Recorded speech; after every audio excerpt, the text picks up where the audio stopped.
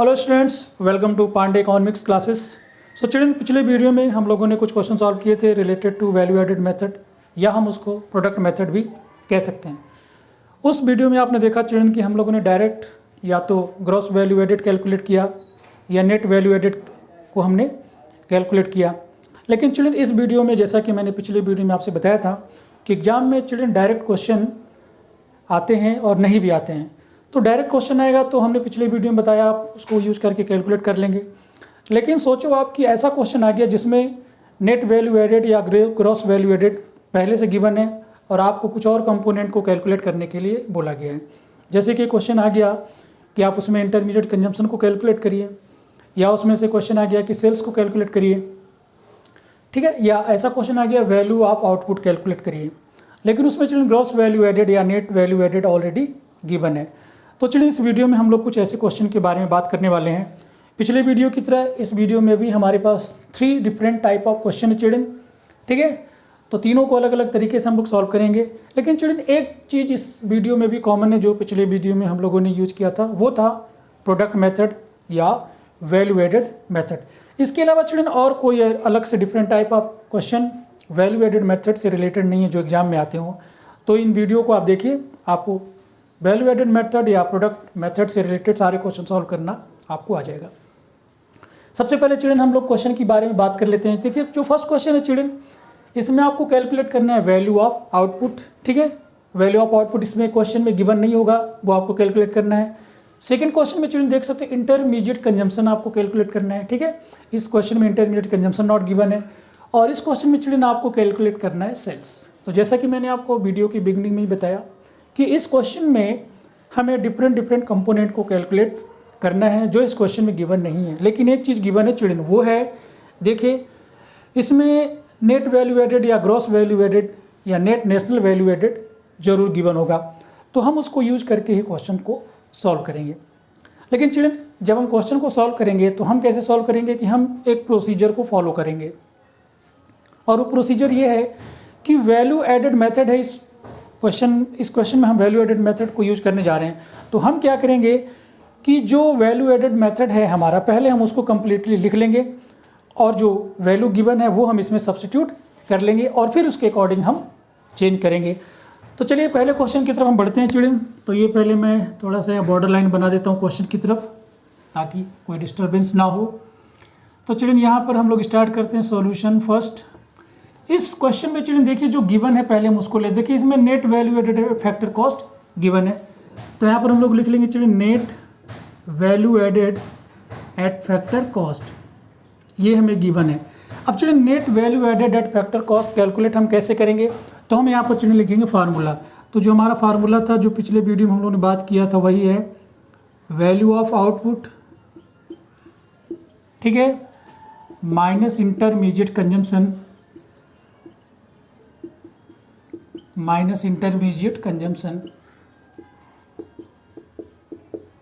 ठीक है। Value of output के चिल्ड्रन जो कंपोनेंट हैं वो होते हैं सेल्स, उसके बाद है हमारे पास चेंज इन स्टॉक, ठीक है, चेंज इन स्टॉक, और माइनस इंटरमीडिएट कंजम्पशन।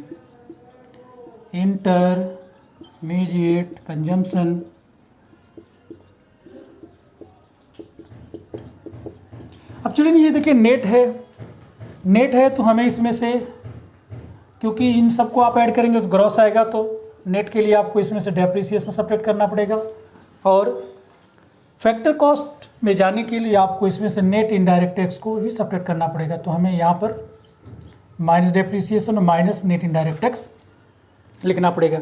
तो ये है चिल्ड्रन हमारे कंपोनेंट। इन कंपोनेंट को हम ऐड करेंगे तो हमारे पास आएगा net value added. Net value added आपके क्वेश्चन में पहले से गिवन है जो है 1250, यहाँ पर हम लोग लिख लेते हैं उसको। उसके बाद देखते हैं चिल्ड्रन इसमें सेल्स इसमें हमें गिवन नहीं है कहीं पर।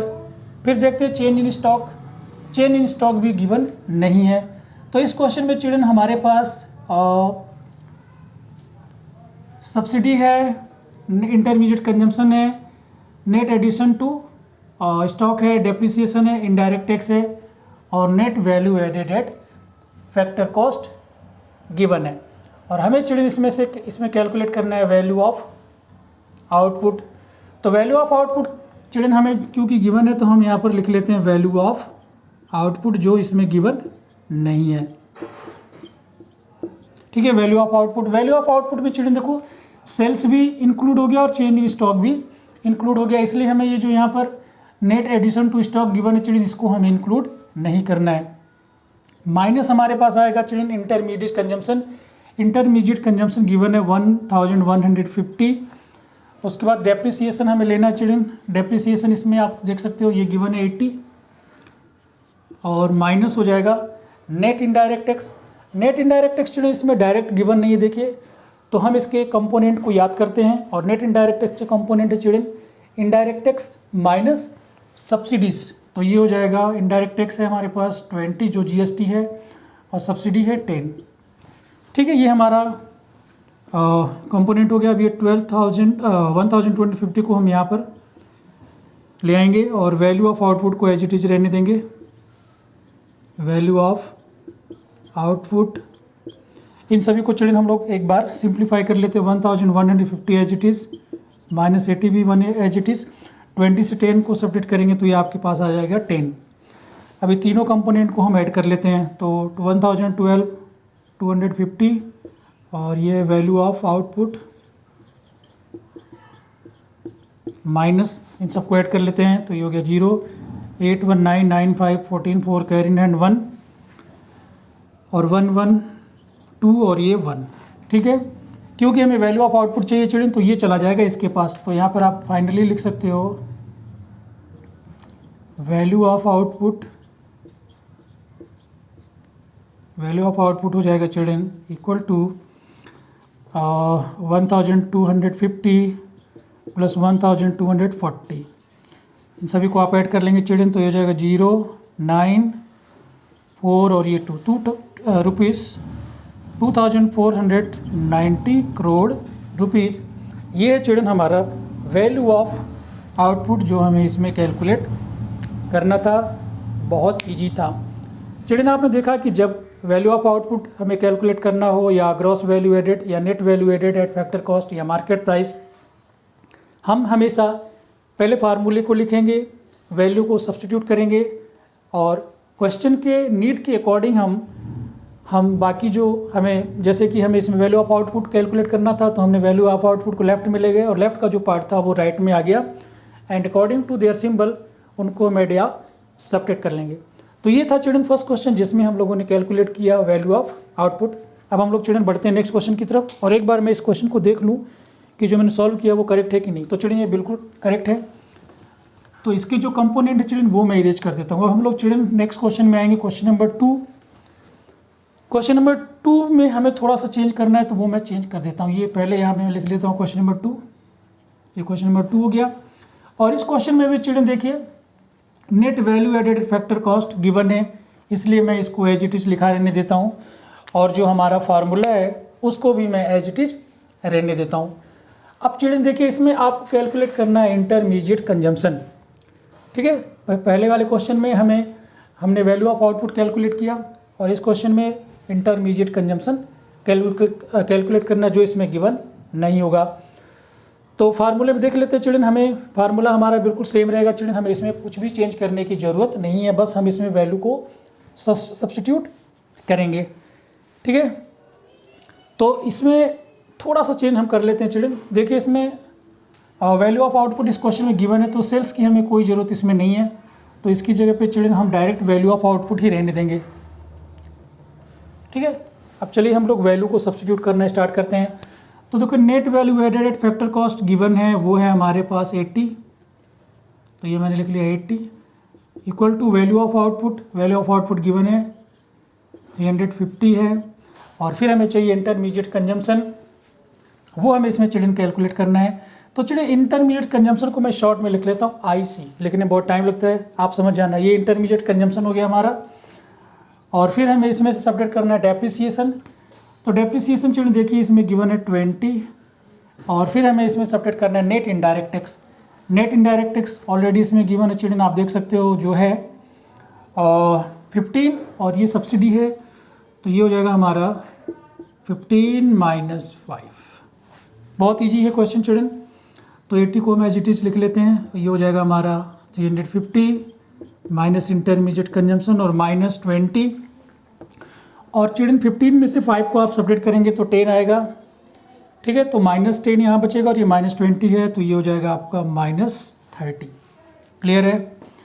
तो 80 को एज इट इज रहने देते हैं। ये 350 है चिल्ड्रन, 350 से ये 30 सब्ट्रैक्ट होगा, तो ये हो जाएगा 320 माइनस इंटरमीडिएट कंजम्पशन। और बाद में हम इंटरमीडिएट कंजम्पशन कैलकुलेट करने के लिए क्या करेंगे कि ये इधर ले जाएंगे और 80 को इधर ले आएंगे, तो ये हो जाएगा 320 माइनस 80। तो हमारे पास आ जाएगा intermediate consumption equal to, separate कर लेते चिल्ड्रन। तो ये हो गया 0, 12 से 8 सेपरेट करेंगे तो हो जाएगा 4, और ये हो जाएगा आपका 240 करोड़। एक बार मैं देख लेता हूँ कि क्वेश्चन जो है वो करेक्ट है या इनकरेक्ट है। तो चिल्ड्रन ये क्वेश्चन बिल्कुल करेक्ट है, ठीक है। आई होप कि ये क्वेश्चन भी आपको बहुत अच्छे समझ में आ गया है। चिल्ड्रन ये क्वेश्चन भी आप देख सकते हैं, ये बहुत ईजी था। ईजी इसलिए था चिल्ड्रन क्योंकि हम लोगों ने पहले फार्मूले को लिख लिया है और हम क्वेश्चन में जो वैल्यू गिवन है उस वैल्यू को फार्मूले में सब्स्टिट्यूट करते हैं और बाकी लेफ्ट राइट सिंबल के अकॉर्डिंग हम और क्वेश्चन की नीड के अकॉर्डिंग हम वैल्यू को सब्स्टिट्यूट करके चेंज कर लेते हैं। तो आई होप कि चिल्ड्रन ये समझ में आ गया। अब हम लोग बढ़ते हैं नेक्स्ट क्वेश्चन की तरफ।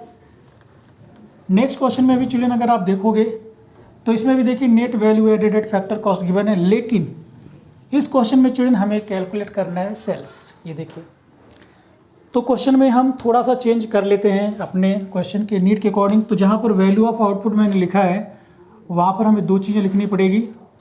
वहाँ पर लिखना पड़ेगा हमें सेल्स और हमें लिखना पड़ेगा change in stock, change in stock, ठीक है। अब चलिए हम लोग, बाकी सब कुछ सेम रहेगा चिल्ड्रन। तो चलिए हम लोग इसमें वैल्यू को सब्स्टिट्यूट करते हैं। सबसे पहले net value added at factor cost को लेकर आते हैं, जो इस क्वेश्चन में गिवन है वो है 1300 इक्वल टू सेल्स। सेल्स हमें चिल्ड्रन इसमें कैलकुलेट करना है, सेल्स इसमें है नहीं तो सेल्स की जगह में हम सेल्स लिख लेंगे, plus change in stock. Change in stock children इसमें क्लियरली मेंशन है तो -20 मैं यहाँ लिख लेता हूँ। और फिर आ जाते हैं इंटरमीडिएट कंजम्पशन में। इंटरमीडिएट कंजम्पशन भी चिल्ड्रन इसमें क्लियरली गिवन है वो है 100, ठीक है। उसके बाद हमें चाहिए डेप्रिसिएशन। डेप्रिसिएशन देखिए -40 मैंने लिख लिया। और फिर नेट इनडायरेक्ट टैक्स। तो नेट इनडायरेक्ट टैक्स के जो कंपोनेंट है वो गिवन है चिल्ड्रन। एक तो देखिए सब्सिडी गिवन है और इनडायरेक्ट टैक्स गिवन है, तो हम यहाँ लिखेंगे माइनस इनडायरेक्ट टैक्स जो GST की इक्वल है 30 और माइनस सब्सिडी 5। तो ये हो गए चिल्ड्रन हमारे सारे जो कंपोनेंट हैं जो क्वेश्चन में गिवन है वो सारे हम लोगों ने यहाँ पर लिख लिए। अब चलिए इसको हम थोड़ा सिंप्लीफाई करते हैं। तो ये 1300 एज इट इज रहेगा। सेल्स हमें कैलकुलेट करना है तो ये भी एज इट इज रहेगा। अब देखिए ये -20 हो गया, ये -100 हो गया, ये -40 हो गया। 30 से 5 को सब्ट्रैक्ट करेंगे तो ये हो जाएगा 25, तो ये -25। तो ये 1300 को एज इट इज़, हम लोग सेल्स को भी एज इट इज़ रखते हैं और ये जितने भी नेगेटिव इन सभी को हम ऐड कर लेते हैं चिल्ड्रन। तो ये 100 है, 40 और 60, 160 और ये 25, तो ये हो जाएगा 185, ठीक है। अब हमें चाहिए सेल्स, तो सेल्स के लिए हम इसको ले जाके उधर रख देंगे। तो ये जो है सेल्स को एज इट इज रहेगा हमारे, और ये 1300 में 185 ऐड हो जाएगा। तो देखिए कितनी आती है वैल्यू, ये हो गया 5, ये हो गया 8, ये हो गया 4, ये हो गया 1485 करोड़ रुपीस। एक बार मैं इसको देख लेता हूँ कि ये करेक्ट है। चिल्ड्रन बिल्कुल करेक्ट है।